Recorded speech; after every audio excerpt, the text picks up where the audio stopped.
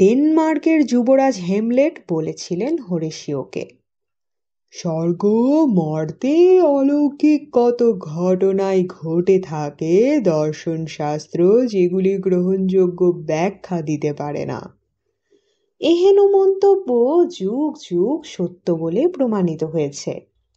মৃত্যুই মানুষের স্বাভাবিক ও অন্তিম পরিণতি। মৃত্যুর মধ্য দিয়ে মানুষ চিরন্তনী প্রকৃতির কাছ থেকে বিদায় নিয়ে অরূপ লোকের উদ্দেশ্যে যাত্রা করে।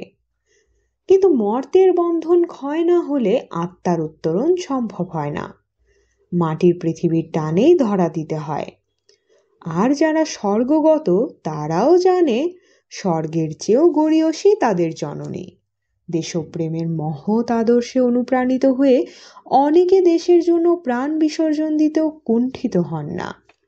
অগ্রগামী সৈনিকদের নিঃস্বার্থ আত্মবলিদান পিছনের সারির সৈন্যদের প্রাণিত করে। যুদ্ধক্ষেত্রে যারা মৃত্যুবরণ করেছেন ইতিহাসের পাতায় হয়তো তাদের স্থান হয়নি, কিন্তু তাদেরকে কেন্দ্র করে রচিত হয়েছে অগণিত অলৌকিক কাহিনী। দ্বিতীয় বিশ্বযুদ্ধে টর্নেডো সংকুল মহাসমুদ্রে দুরন্ত গতিতে জার্মান সাবমেরিনের রহস্যজনক অবাধ সঞ্চরণ ব্রিটিশ সেনাবাহিনীতে ত্রাসের সঞ্চার করেছিল। আবার ইংরেজ কবি কোলরিজের ভুতুড়ে জাহাজের সমগোত্রীয় প্রাচীন পালতোলা জাহাজের প্রয়াত এক নাবিক এক চক্ষু এক ইংরেজ নৌসেনাপতিকে পথ দেখিয়ে নিরাপদ স্থানে নিয়ে গিয়েছিল। এই ধরনের ঘটনাগুলি অতীতে ঘটেছিল এমন নয়, বর্তমান বিশ্বেও এমন রহস্যময় ইতিবৃত্তের সন্ধান মেলে। যুক্তিশাসিত আধুনিক মানুষ বুদ্ধিতে যার ব্যাখ্যা মেলে না এমন সব ঘটনাকে আষাঢ়ে গল্প বলে উড়িয়ে দেন। ভারতের উত্তর পূর্ব সীমান্ত প্রদেশে প্রাকৃতিক সৌন্দর্যের লীলানিকেতন হিমালয়ের অরণ্যময় পার্বত্য অঞ্চল অরুণাচল চীনের গা ঘেঁষে দাঁড়িয়ে আছে। সুন্দরী ছায়ার পানে তাকিয়ে থাকে এখানের অর্জুন, বাঁশ আর শাল। লাল রঙের ঝড়ে আপেলের বনে ধৈর্য হারানোর ক্ষণ এগিয়ে আসে। অপরিচ্ছন্ন ধারায় বৃষ্টি ঝরে বর্ষায়। পাহাড়ি নদী ঝমেঙের যৌবন এ সময় দুরন্ত হয়ে ওঠে।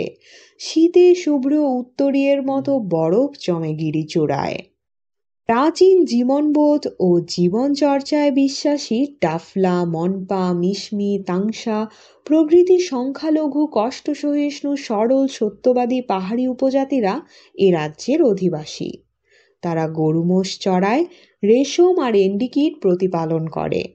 মূলত কৃষি নির্ভর তাদের জীবনধারা। কাঠ, বেত, বাঁশ, লাক্ষা, হাতির দাঁত দিয়ে নানা ধরনের কুটির শিল্পের মাধ্যমে নিজেদের শিল্প নৈপুণ্যের পরিচয় দিতে তারা সক্ষম হয়েছে। অরুণাচল থেকে ব্রহ্মপুত্র উপত্যকায় যেতে হলে 2025-30 মিটার উঁচু বমডিলা গিরিপথ অতিক্রম করতে হয়। বমডিলার উত্তর পূর্ব ও পশ্চিমে সুবিস্তৃত গণপ্রজাতন্ত্রী চীন। অধুনা পরিবহন ব্যবস্থার উন্নতির ফলে বমডিলা যাতায়াতের পথ কিছুটা সুগম হলেও স্যাঁতস্যাঁতে গহন অরণ্য, খরস্রোতা নদী, তুষারপাত, বৃষ্টি আর আধুনিক সভ্যতায় সংস্রবহীন বমডিলায় স্বেচ্ছায় কেউ বাস করতে চায় না।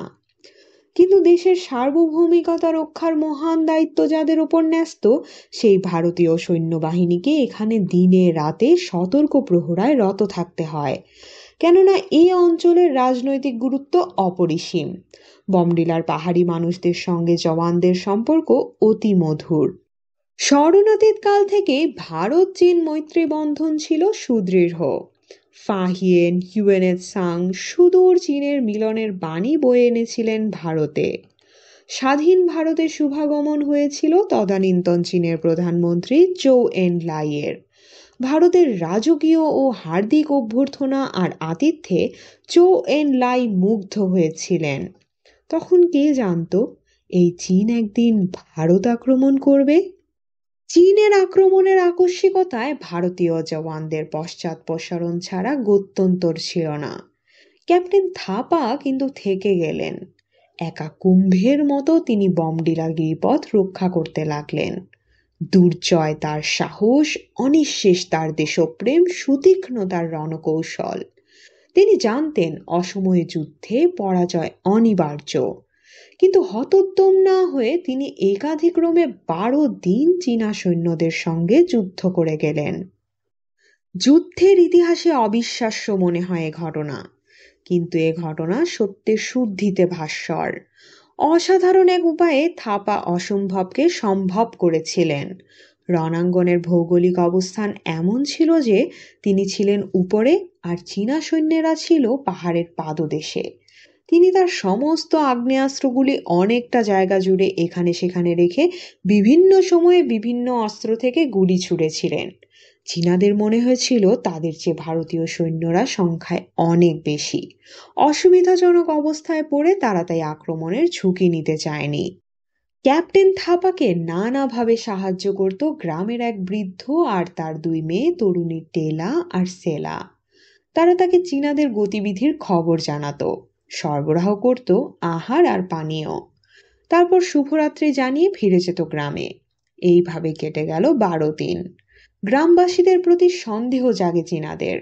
বৃদ্ধ আর তার দুই মেয়েকে অবশেষে তারা ধরে ফেলে। তাদের উপর চলল অমানসিক অত্যাচার। বৃদ্ধ মারা গেল। বর্বরোচিত চীনা শাস্তি সইতে না পেরে টেলাসেলা প্রকৃত ঘটনা শত্রুপক্ষকে জানিয়ে দিতে বাধ্য হয়। আর ঠিক তার পরের দিন 1962-র 21শে নভেম্বর চীনা সৈন্যরা বমডিলা দখল করে। ক্যাপ্টেন থাপা বীরোচিত মৃত্যুবরণ করেন। উল্লসিত চীনারা অতঃপর ফুট হিলসের দিকে এগোতে থাকে। দেশ ও দেশের বরণীয়া সন্তান ক্যাপ্টেন থাপার প্রতি বিশ্বাসঘাতকতা করেছে, এই অনুশোচনায় টেলা আর সেলা পাহাড় থেকে ঝাঁপ দিয়ে আত্মহত্যা করে। জীর্ণ শীতের শীর্ণ তপস্যা শেষে দুরাগত বসন্তের বার্তা পেল কিশলয়। লীলাম্বরের মর্ম মাঝে বেজে উঠল সোনার বীণা। যুদ্ধ থেমে গেছে। ক্যাপ্টেন থাপার স্মৃতির প্রতি শ্রদ্ধা জানাবার উদ্দেশ্যে ভারতীয় সৈন্যবাহিনী তিনি যেখানে মৃত্যুবরণ করেছিলেন সেখানে একটি স্মরণস্তম্ভ নির্মাণ করে। সামরিক বা অসামরিক যেসব গাড়ি ওই পথে যায় সেগুলি স্মরণস্তম্ভের সামনে মুহূর্তের জন্য থামে। তারপর তার স্মৃতির প্রতি সম্মান জানিয়ে ধীরে ধীরে চলে যায়।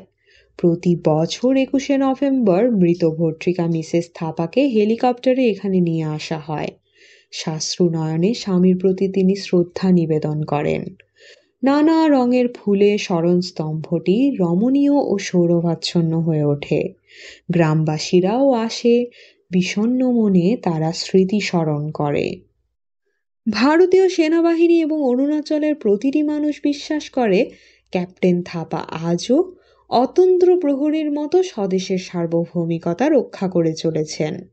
মৃত্যুর অব্যবহিত পূর্বে তিনি বলেছিলেন, যতদিন দেশের সীমান্ত রক্ষার প্রয়োজনীয়তা থাকবে ততদিন এখানে উপস্থিত থেকে আমি পাহারা দেব। আর তাই ভারতীয় জওয়ানেরা এখানে স্থায়ীভাবে একটি তাঁবু খাটিয়েছেন। দুজন সৈনিক প্রতিদিন সেখানে পাহারা দেয়। প্রতি সন্ধ্যায় ক্যাপ্টেন থাপার জন্য তারা নতুন করে বিছানা পেতে দেয়, পাশে রাখে এক বোতল রাম। প্রতিদিন সকালে দেখা যায় শয্যা এলোমেলো অগোছালো। এইমাত্র যেন তিনি বিছানা ছেড়ে গেছেন। আর কি আশ্চর্য, রামের বোতলটিও শূন্য। শুনছিলেন অজ্ঞাতনামা এক সৈনিকের ডায়েরি থেকে তুলে আনা বীরত্বের গল্প সীমান্তের প্রহরী। পাঠ করছিলাম আমি তাফান্নুম তানজিম শিফা। গল্প ও গল্প পাঠ সম্পর্কিত যে কোনো মতামত এবং পছন্দের কোনো গল্প, কবিতা, উপন্যাস, নাটক আমার কণ্ঠে শুনতে আগ্রহী হলে কমেন্ট করে জানান। গল্পটি ভালো লাগলে বন্ধুদের সাথে শেয়ার করুন। ভিউ, লাইক, সাবস্ক্রাইব আমাদের পরবর্তী কন্টেন্ট তৈরিতে অনুপ্রেরণা যোগায়। এছাড়া আমার কণ্ঠে ভয়েস ওভার করাতে চাইলে ডেসক্রিপশনে প্রকাশিত মাধ্যমগুলো ব্যবহার করতে পারেন। আমাদের আজকের আয়োজন এখানেই সমাপ্ত হোক। সবাই সুস্থ থাকুন আর শুনতে থাকুন গল্পজো।